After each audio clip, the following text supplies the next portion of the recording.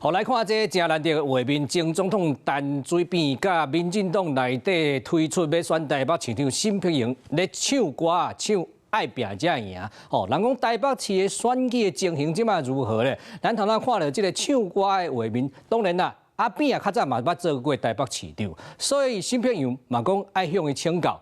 不過另外一方面啦，來看蔣萬安的部分，伊講伊無咧急要請假來備選啦，但是伊希望。伊以後投入選戰，會當突破前總統蔡英文2020年參選總統的時陣，佇台北市過半數的票數，做伊啊競選連任的目標啊。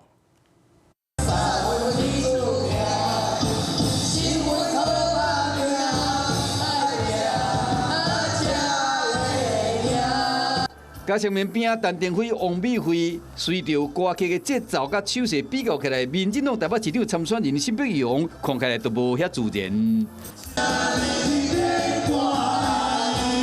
一切為了選舉，前總統陳水扁就像老村長分享經驗。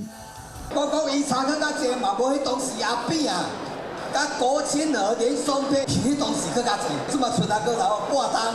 你絕對用會到的，會個比較更加好。台北市呢，在這一段時間裡面，阿扁我認為是做出最多改革的一任市長，所以呢之後呢，我們當然還是會持續的來跟他請益。針對沈碧瑩的民調卡輸台北市長蔣萬安，陳水扁用自身的經驗甲鼓勵講，要擱拼贏。只是依照周刊的報道，蔣萬安嘛以較早總統蔡英文伫2020年總統大選的時，佇台北市53%的得票率作為目標，希望摕到超過一半的支持。